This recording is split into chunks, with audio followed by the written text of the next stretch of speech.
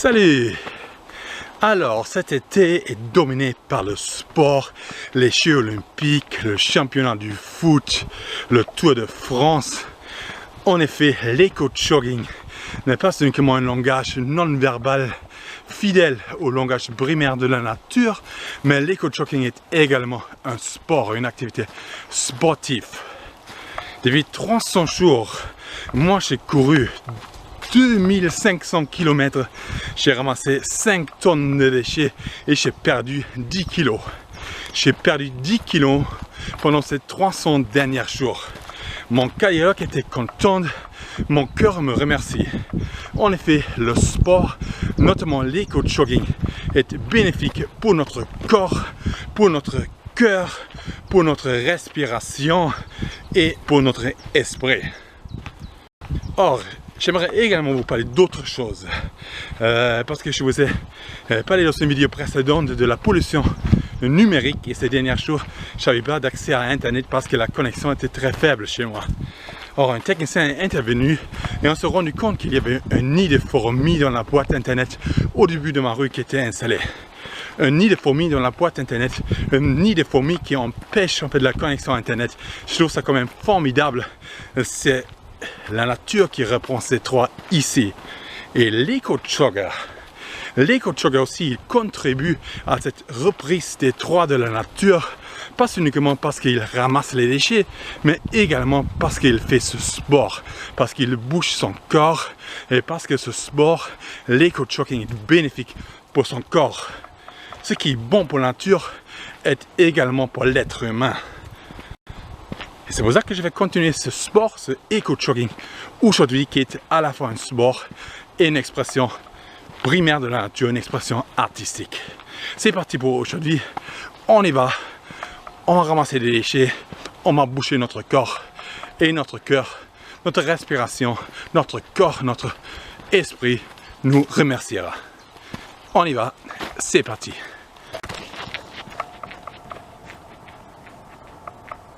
Ok, là il y a encore un mouchoir et un autre gobelet qui est carrément dans les sabres. Donc en fait les gens, ils ont même balancé en fait ces trucs dans la nature. C'est pas juste délaissé en fait, mais c'est vraiment jeté dans la nature quoi. Voilà, encore un gobelet qui vient de McDo. Et voilà ici la couverture en fait de ce même gobelet. Voilà. Ok. Voilà, il y a du plastique, du bout de plastique en fait. On ramasse, voilà, du plastique. Ok, ça c'est sur le chemin en fait, ce blanc chemin, tout le monde tombe dessus et personne ne ramasse en fait, voilà. Du mouchoir. Ok, les choses, on les voit presque pas, mais voilà, un élastique en fait. Ou un fil, une ficelle quoi. Voilà. Ficelle élastique, donc plastifié. Ok, encore un mouchoir quelques mètres après. Voilà, un mouchoir. Ok, là c'est la trace du camion qui a coupé en fait les sabres ici et en fait juste dans cette trace, voilà, une bouteille en plastique qui a été aplatie en fait par les machines. Ok, un petit ficelle plastifié, couleur verte. Même si c'est petit, on ramasse ça, parce que même petit, ça n'a rien à faire ici. Du plastique. Ok. Encore un petit bout en plastique qui est bien enterré en plus. Donc c'est beaucoup plus grand que ça a l'air. Voilà, on ramasse tout ça, petit à petit. Ok, ici on a plein de choses. Il y a du mouchoir en fait. Il y a du plastique. Papier en plastique et encore du plastique qui vient des mouchoirs. Donc tout ça, ça va ensemble. Il y a des personnes qui ont laissé là. Nous, on va ramasser tout ça. Ok, un et deux mouchoirs encore à côté de la piste cyclable. Il faut admettre qu'il y a beaucoup de touristes depuis une semaine parce qu'il y a des jours fériés et du coup, ça fait beaucoup de poubelles. Ok, là, il y a un emballage en fait, un alu d'emballage, donc ça reflète, donc ça c'est une source de feu de forêt. Voilà, on ramasse tout ça. Voilà, une source de feu.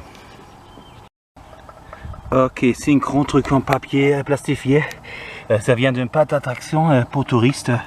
Donc voilà, ça vient du tourisme du papier plastique. On ramasse tout ça. Ok, ici, un mouchoir bien caché. Ok, c'est une partie très isolée en fait, mais pourtant, ouais, là, il y a du mouchoir en fait. Ok, encore un autre mouchoir juste à côté. Ok, ils font chier quand même, là vraiment dans la trace du camion qui a coupé tous ces arbres, qui a rasé en fait toute cette forêt. Voilà, encore un plastique d'emballage de mouchoirs en fait. Voilà, donc en fait, peut-être ce sont même les forestiers qui laissent ça ici. Ça c'est vraiment décevant.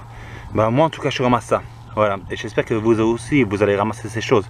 Voilà, du plastique, ça n'a rien à faire ici. Ça fait chier quand même, merde. Ok, là on est vraiment en fait dans une passerelle qui a été totalement rasée. Et en fait on trouve ça. Vous voyez, il y a cet emballage en alu en fait. Des choses qui viennent de la mer.